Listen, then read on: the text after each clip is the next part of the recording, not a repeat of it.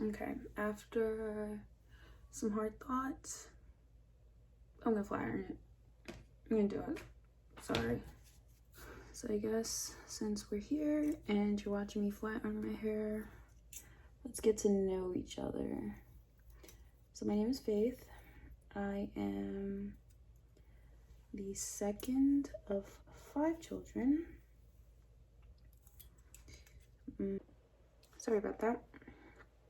I am Liberian born, and I came to the United States in 2000 and either 2000 or 1999. 2000. And when we came to the United States, we weren't that rich, so we lived in places that weren't the most enticing. Like the very first place we lived in was this guy's attic. That was fun. But you know, you get over it. I mean, not get over it, but like you go through things and you don't let it define you. So after a while, we got like our own townhouse, which was cool. Back then, it was just me, my older brother, and my sister.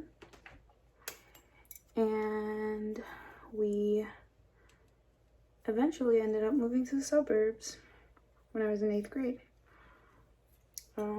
I have 2 brothers and 3 sisters. No, 2 brothers and 2 sisters. I'm the 3rd sister. And the boys are oldest and youngest.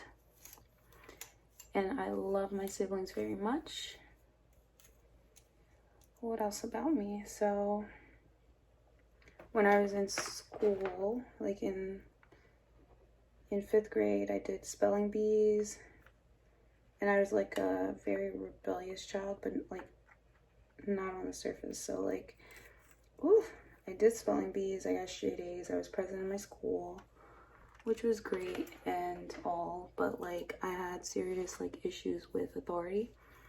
So like I could do all these things because I wanted to, but the moment my parents told me to do it, I had an issue with that, and I'd be like, no, I don't want to do it. So like I was really good at the spelling bees, and I had fun, and I loved it, and I was competitive, so I liked beating people sometimes. I felt bad, but I liked it.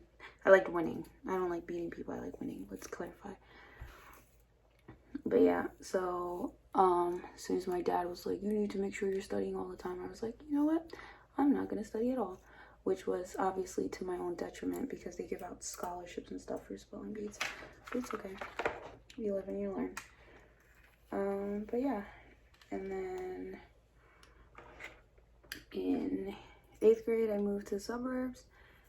And it was a really big change because I moved from what people would consider the hood to the suburbs. So I had an accent, and I had never been around that many white people, so it kind of freaked me out.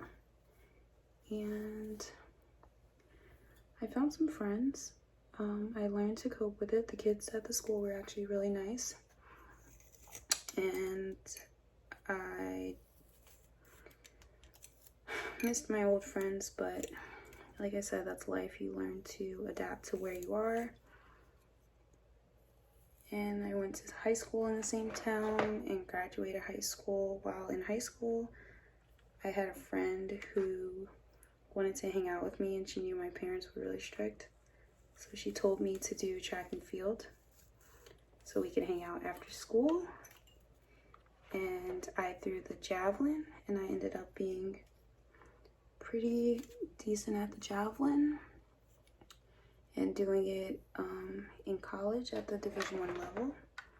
But the irony of it all is, again, the power thing. So my coach wanted me to lift and get strong so I could be even better. And I'm pretty convinced that I would have went to a bigger school or thrown further to start off with if I had listened to my coach. But I didn't.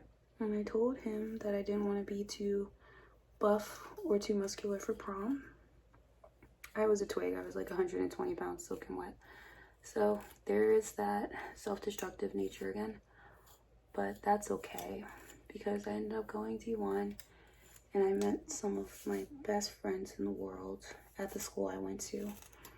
I actually attended the wedding of the girl that did my college tour. She was also on the track team. And I'm the second of 5 kids, and I have no older sisters, but she was like my very first big sister. What else? I graduated from that school. I did 5 years there because I tore my ACL and had knee surgery. And when you do that in athletics, you get to sit out a year if you want, and then you can stay an extra year to make up for the one that you lost. And technically, you're supposed to be like bigger, strong, faster, smarter that extra year, and you're supposed to be a lot better. But I didn't rehab properly for that torn ACL. I didn't really do much of what I was supposed to do. So I did have a decent last year. I went to the USA Track and Field Championships in California, and I was flued out. But I really do think that I could have done better. What else? I was a biology major because I wanted to go to med school, but I found it difficult to balance work and practice and just like being out on my own while getting good grades in my program. And there were a decent amount of resources, but like not many that I was aware of. It's partly my fault, but partly things that were out of my control because I was 17 when I went into college, and I was very young and I didn't know what I was doing. And I was like, my brother was the first to go to college, but my parents didn't have a college education, so it didn't necessarily pan out, you know, that well. So I was at the USATF championships, which was really cool because like I was competing and like warming up and getting massages, and like it was everyone who was like the top tier in the country for their events. So there were a lot of Olympians there, and I got to see my idols, which was really cool. But I also felt really down while I was there because I was like, how am I going to get into med school with those trash grades from undergrad? So I started looking into what like med schools you're looking for, and I noticed that a lot of them were looking for experience, and usually people get their experience from shadowing. I did not have the opportunity to shadow, so I made a plan, and I was going to go to medical assistant school the following year. So that worked out because I ended up having kind of more time with my boyfriend who is younger than me, and it also gave me time to get my life together. So while I studied for the MCATs, I went to medical assistant school. I did really well on that, but prior to that, I did an entire like mini research study by myself on how to study and how to learn and what makes certain people A students and what makes other students B or C students. So I did a lot of learning, and then I practiced these different methods to see how best I learned, which I thought was cool. And I went to medical assistant school, and I graduated with like a, I don't know, like a 3.7 or like a 92 average or something like that, which was pretty good. And I got a job right after. I had to do an internship at a cardiology facility, and I'd always thought that I wanted to be a kid doctor because I like kids and I think I'm good with kids. But at cardiology facilities, it was mostly elderly people, and I found that they were hilarious, and I loved being around them as well. And then I worked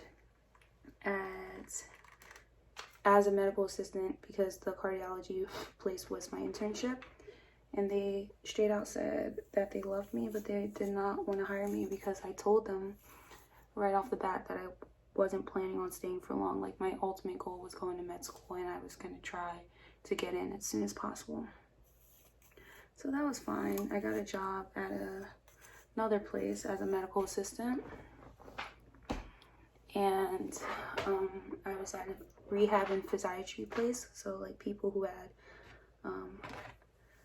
gone through surgeries that, you know, like caused nerve damage, or like stroke patients, or just people who were in accidents, living with chronic pain, basically.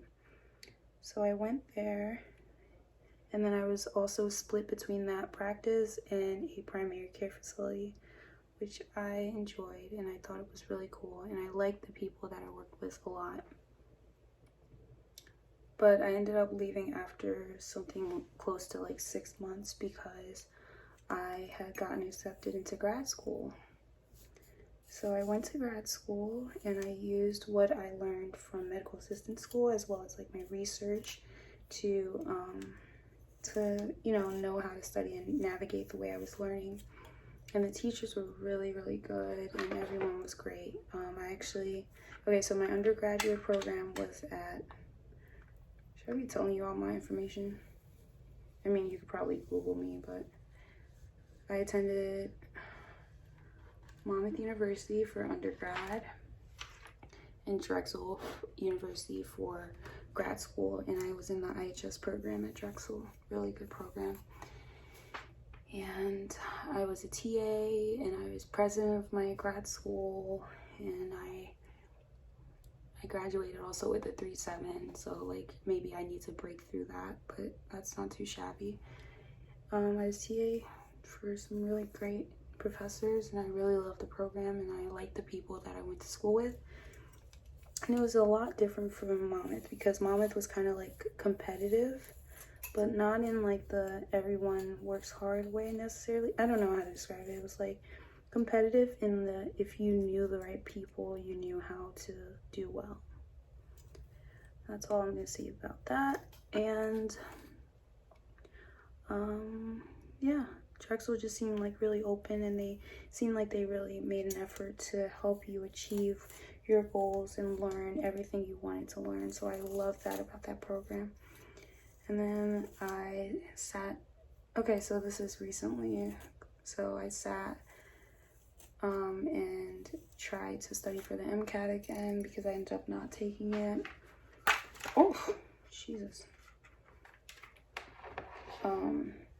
And then coronavirus hit, and that was kind of nerve-wracking, because like we ended school and I was president, so we had to do like online activities, and all the plans I had were kind of destroyed, right? So like as president, I was planning this super cool it's like a end of the year party on a boat, on a cruise ship, and we'd done it the year before, and I'd helped plan it because I was like on the e-board, and it was such a fun time, and everyone had such a great time before finals. But because of COVID, like no one could go on the cruise ship, and we couldn't be that close together, so we had to cancel that and do like online bingo, which was fun as well, but it was just disappointing. But there was like final exams, there was all my events being canceled, and us having to like redo everything. We had like class jackets that we were giving out, and we couldn't because of COVID, so we ended up getting it the following fall, which isn't like terrible, but it's just like, I don't know. But that's life happens, and you just adjust accordingly. So then what else? Like during all this, like I'm studying for finals, and I'm studying for MCAT, and I had someone, and then there were the whole breakouts with Black people getting murdered constantly, for like really violently too, and it kept ending up on the news. I don't know if it has anything to do with elections, but it was traumatizing. So it was a little bit hard to like watch every day and be around. So I like really got into like activism, and like I would post these educational videos, which I worked really hard on, and that's kind of why I wanted to start my YouTube, because I felt like I enjoyed making these videos, and it was like my own version of artistic release. So I made the videos, and then I decided there was more that I could have done. So like the videos were good, but I also ended up like having a company that gave out scholarships and gave out like test prep books, because I felt like it wasn't fair that people without money didn't have access to the same materials, you know, to be able to get ahead in life. Like myself, like I couldn't really afford the really expensive MCAT books. So I did that, and obviously I had help. So like my boyfriend, my friend, one of my friends, and my sisters were really helpful in this. What else? But yeah, with all that going on, and then someone that was close to me actually ended up passing away from COVID-19. She was immune compromised, and she contracted it, which was really sad. And like her funeral was literally the week before I sat for my MCAT, so I wasn't in like you take practice tests for the MCAT, right? And my practice tests were pretty good, and then she passed away, and then I sat for like the final ones before taking the test. Well, the final one, and my score just like nosedived, and I was just like, that's not good. But you know, I sat for the exam anyway, and I didn't avoid it because the exam is normally like 7 hours long, but because of COVID and we have to wear masks during it, it was 5 hours long. So like regardless, it's like 5 hours of my life. So I was like, oh, you hope for the best and you just keep pushing. So I took the test, didn't do well, and that was a bummer. But you know what, I gave myself like time to grieve, time to mourn, and then I got back on the wagon and started studying, and I took it again. Well, before that, I submitted my application to med school, which was a big thing because it's like once you submit it, that's it, you're in. Like, so I submitted my apps.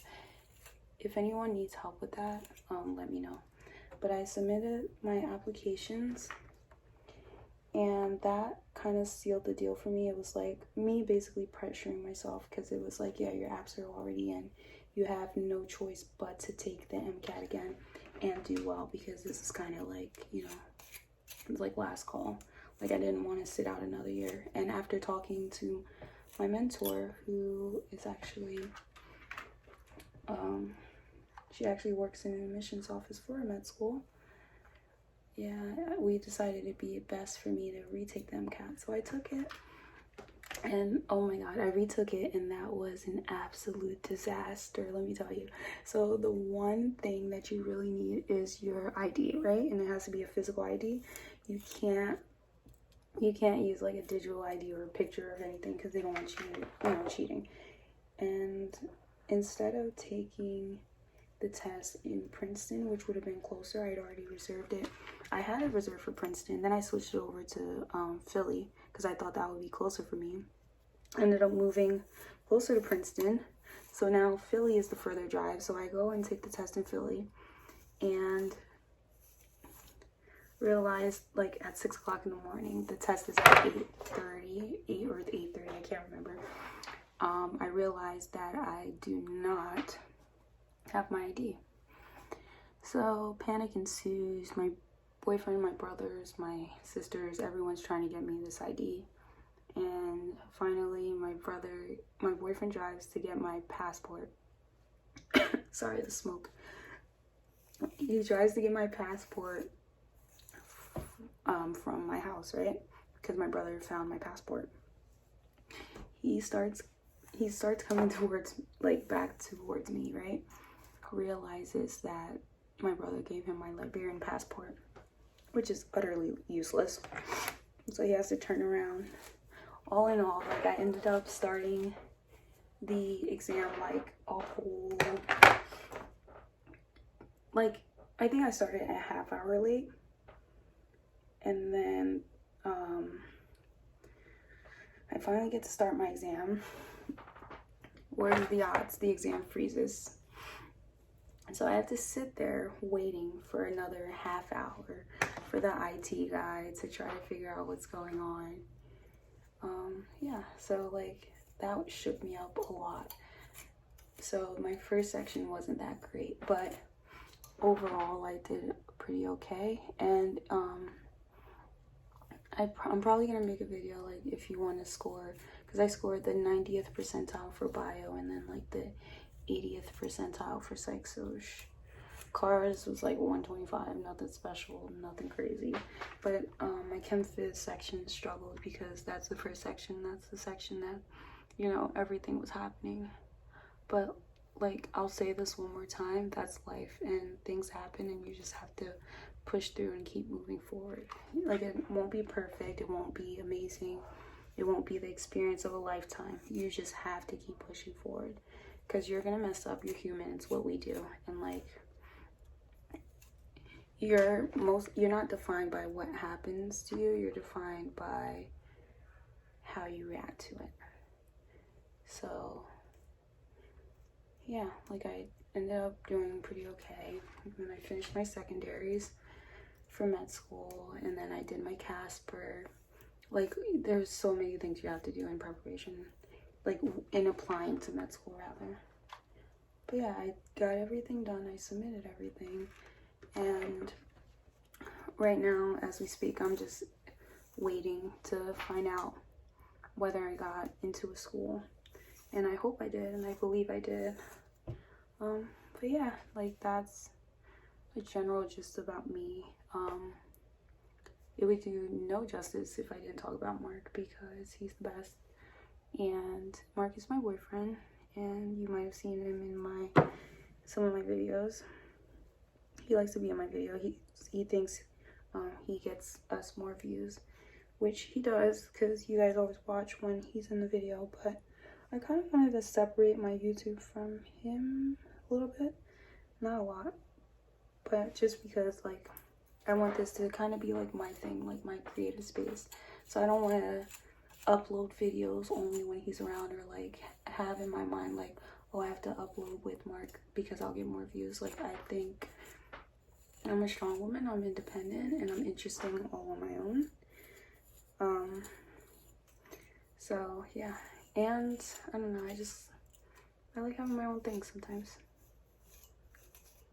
Don't get me wrong, I'm always up his butt. Like, if I could sleep in his pocket, I would, but that's not the point. The point is I like having my own thing, and I think I'm interesting enough that I don't need Mark to be in all my videos for, you know, me to get views. But he's adorable. I know. Anyway, oh no. Yeah, anyway, that's, oh, I was going to talk about how we met. So we met on the track and field team. This was actually after my surgery. It was my first year coming back, and he was coming to the school, and he was throwing and I was throwing, and yeah, we both threw javelin. We were friends. I liked him a lot. So naturally, like, what I do is if I like a guy, I just avoid him. I don't know if it's like subconsciously I want them to chase me or pursue me, but I think I like it better when a guy is like, he sees me and he's like, yeah, her, that's the one, and has to, like, you know, like pursue me. Like, I know my worth, and I know that anyone would be lucky to have me, so I act as such. So I'm not a chaser. No offense to anyone who is. Like, I think that everyone has their own thing, but I would rather be pursued. So, like, word on the street was he liked me. I ignored him because I thought he was too young for me. And I was like, by the time you, like, get off the breast milk, I'm going to be graduating college. So, you know, I'm too old for you. And like, eventually we just started getting closer and closer together. And then once we got closer, we would, like, find each other, like, secretly, like, change our routes to class and stuff like that so we could see each other. And then we were training together for, the, like our conference championship meets, the East Coast championship meets, stuff like that. We trained together a lot, and we were, like, towards the end of the season. So, like, track and field, the way it works is, like, the better you are, the longer your season. So, like, most people's season ended in March when we had conference championships, and then, like, if you were really good, you kept going. So we would train together, like, towards the end of the season because we were both pretty good. And, like, I downplay when I say we're pretty good. Like, we were both conference champions and, like, regional qualifiers and all that good stuff. But that's neither here nor there. So, yeah. So we trained together. It was, like, the best because we didn't have classes anymore because school was over. But they were still paying for our housing, and they were still paying for our food and stuff like that. So we would literally go on dates with our meal money, you know, poor college students. Yeah, and, like, the more I got to know him, the more I liked him. He's, like, down to earth, he's supportive, like, just unconditional love, outdoorsman, just a very sweet guy. You'll learn more about him as we go, but yeah, that's a mock.